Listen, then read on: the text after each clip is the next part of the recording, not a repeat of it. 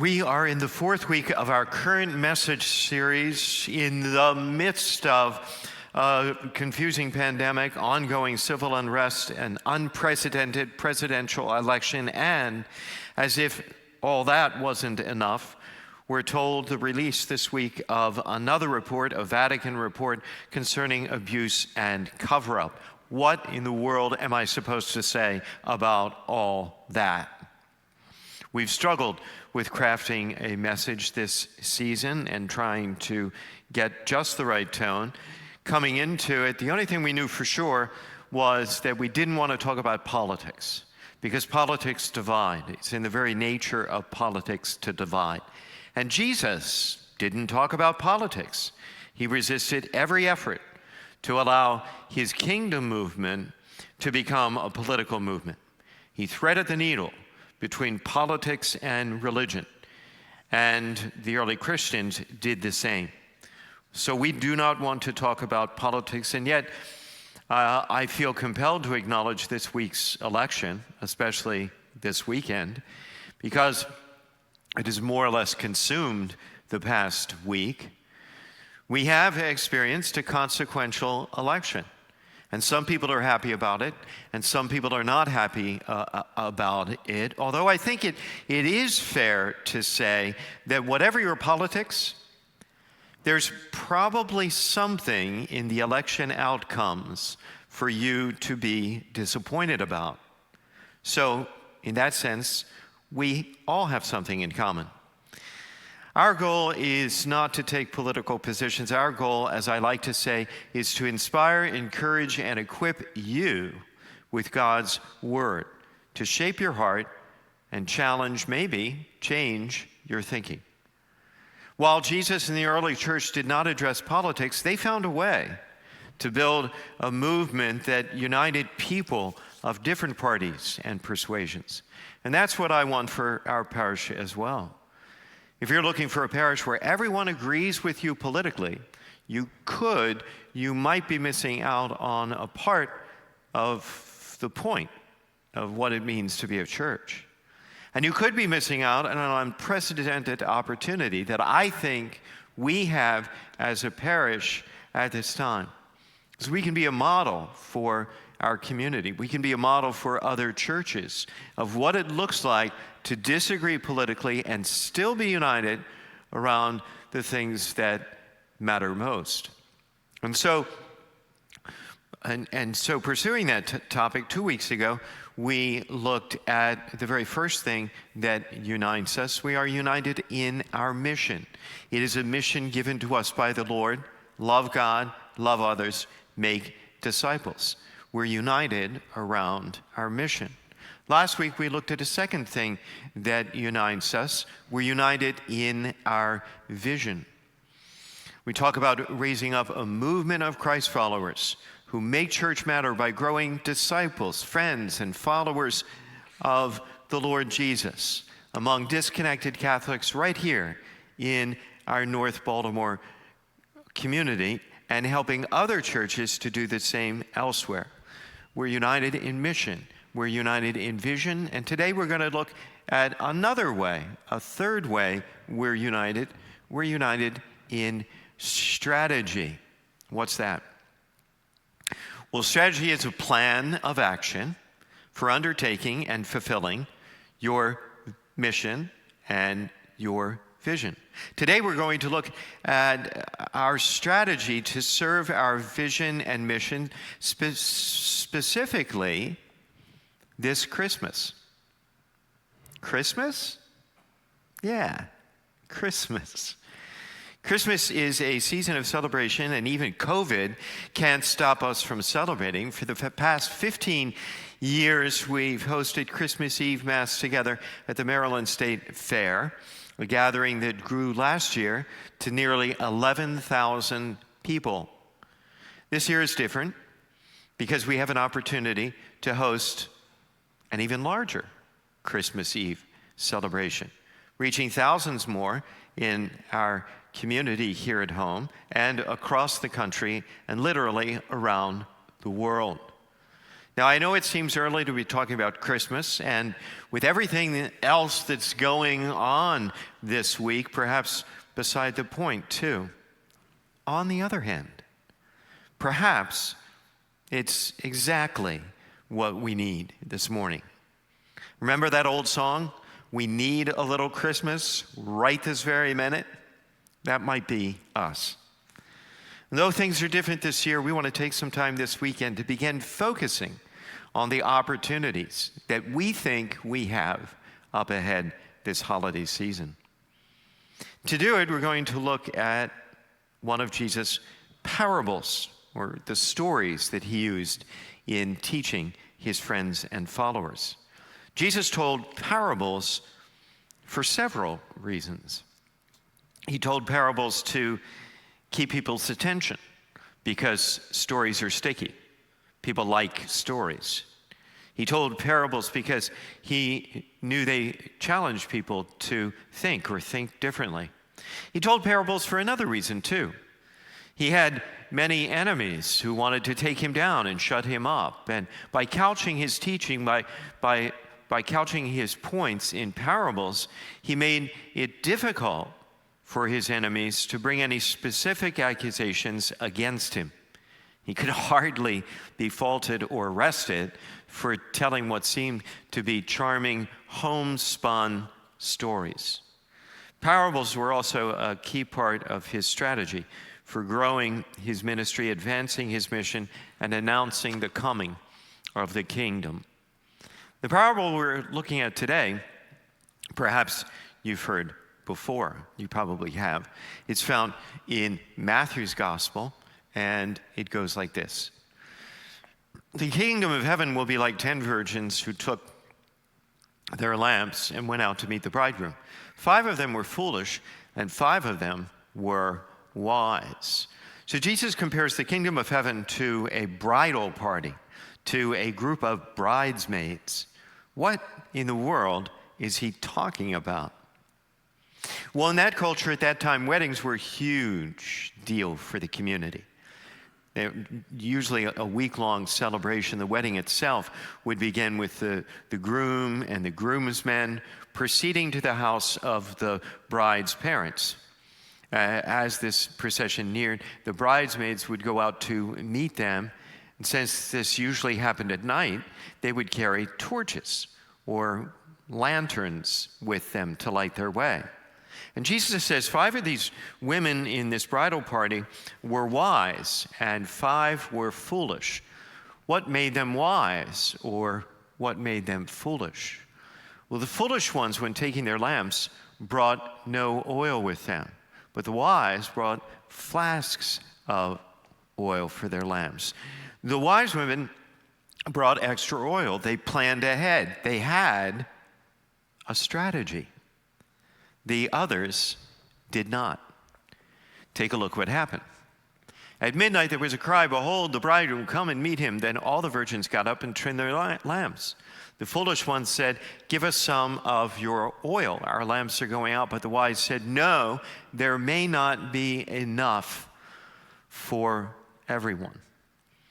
How the wise women treat the foolish ones may seem selfish, but actually, what the foolish women proposed could have resulted in no torchlight at all for anyone, more or less ending the celebration before it even began. While they went off to buy the extra oil, the bridegroom came, and those who were ready went into the feast. Then the door was locked. The others came and said, "Open the door for us." But the bridegroom said, "No, I don't even know you. Therefore stay awake. You know neither the day nor the hour." The wise women enjoy the fruit of their strategy. The foolish ones pay a price for their lack of it. Now, in the parables, we've said that there's always someone who is Jesus and someone who is us. And in this story, the bridegroom is Jesus, and we're the bridesmaids. But what about those torches? What do they represent? They represent the good work that we do in service to the Lord. And the point of the parable is to strategically approach the situations, the seasons, the opportunities that we're given to serve the living Lord in our time, in our generation. You know, we can get upset about current events. Not one of us would choose to go through what we're going through right now, but God has chosen us to serve him in this time, under these circumstances. Every generation has unique challenges as well as opportunities to serve God. Now, we can play the victim and bemoan our circumstances. We can feel sorry for ourselves, always my go-to reaction.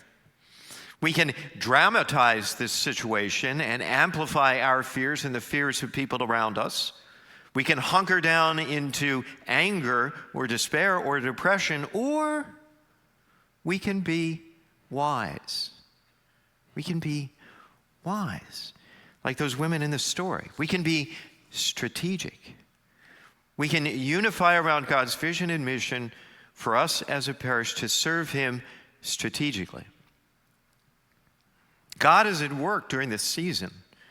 That might not seem so, but just like those bridesmaids in this story who must have wondered as they waited where the long-delayed bridegroom was, we might be wondering, where is God in all of this? What is he up to? In fact, he's up to quite a lot. God is at work and he wants our help.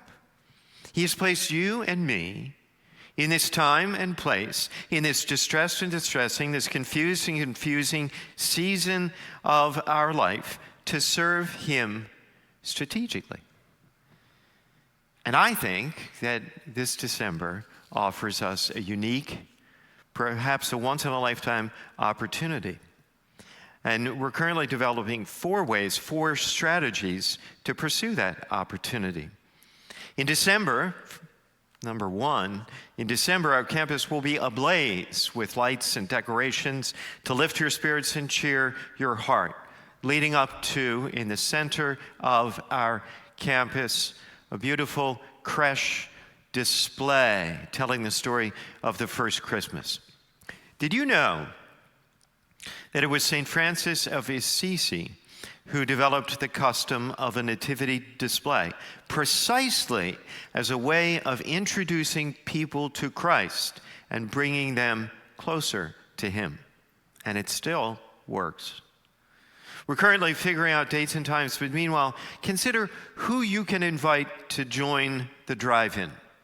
An invitation to simply visit our campus sometimes this Christmas. That's an easy invitation to make to your unchurched friends and family, and it's an easy step for them to take. 2, this Christmas we'll be collecting gifts for our partners in Baltimore, including Catholic Charities, My Sister's Place, Baltimore Station, Araminta, Helping Up Mission, Southwest Partnership. Beginning Thanksgiving weekend, you'll be able to go to our website and select the gifts that you and your family would like to give: toys, winter clothes, toiletries, electronics. And then on the evenings of December 12th and 13th, we'll be hosting celebrations that we're kind of whimsically calling Christmas Giving Drive. Decorate your car for the holiday, load up the kids, and come drop off your gifts in a fun and festive environment. This is also something that might be of interest to unchurched family and friends, and you can invite them to participate too. Again, another easy invitation for you to make and an easy first step for them to take. The centerpiece of the season, of course, is Christmas Eve. And while our church building here on Ridgely Road will not be open that evening, we want to help make your Christmas Eve a real celebration. And so, as our gift to you, we're preparing what we're calling Christmas Eve kits. What are Christmas Eve kits? Well, it's Christmas Eve in a box. It's everything you need to feel connected to your church family. As together, though separated, we celebrate Christmas Eve Mass. The kits will be our gift to everybody joining us, to all of you, to our guests and visitors, including your unchurched friends and family. And then, on the evening itself, Christmas Eve, our celebration starts at 3:30 with a festive and fun program. The Nativity House Band and all our staff will be present, setting the scene and tone of a joyful celebration focused on fellowship, family, and faith. Mass begins at 4 o'clock with the invocation of the haunting and ancient martyrology of Christmas. If you've been with us in the past, you've heard it before. Soaring music, beautiful carols, a relevant message for you and your family, beautiful celebration of the Eucharist, and a very, very special presentation of our annual candlelight ceremony. This is a Christmas Eve not to be forgotten. Of course, you can join us on your laptop or phone, but why not join us on your TV? Roku, Apple TV, YouTube. We've produced a video to help explain how to get hooked up if you need help. You can check it out and learn more about all these opportunities on the new Christmas section of our website that went live this morning, churchnativity.com/Christmas. And keep checking that site throughout the month ahead because we'll be updating it. And one last thing, make an invitation to those unchurched friends and family members to join us for Christmas Eve online. And here's the deal. If you promise to make the invitation, we promise to deliver an amazing, an outstanding experience for them. Throughout this series, we have been talking about unity. If ever there was a season, if ever there was a month, if ever there was a weekend, if ever there was a moment when we needed unity, this is it. One of the things that makes Christmas, especially Christmas Eve, so powerful every year is that so many people come together, at least in mind and heart, if only for an evening. But you know what? One evening can be the start of a new story, of a whole journey of faith. It's incredible to think about, but it's true. The world can come to know more about the truth that is Christ and the love that is God simply based on our simple efforts and invitations.